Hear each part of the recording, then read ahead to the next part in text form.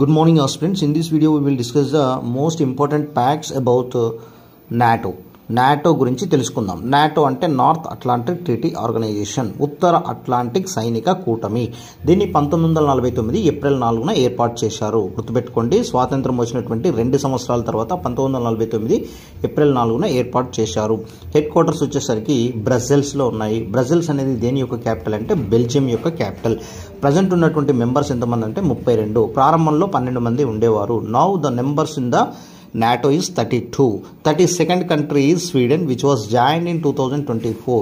What is the purpose of NATO? NATO యొక్క purpose, దాని యొక్క ఉద్దేశం ఏంటంటే to counter the threat of the Soviet union after world war 2.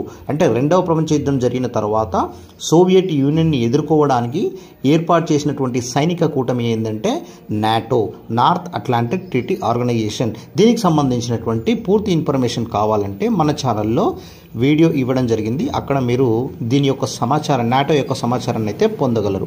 Thank you. Video నచ్చినట్లయితే like చేయండి, అదేవిధంగా మీ ఫ్రెండ్స్ అండ్ ఫ్యామిలీ మెంబర్స్కి షేర్ చేయండి. All the best.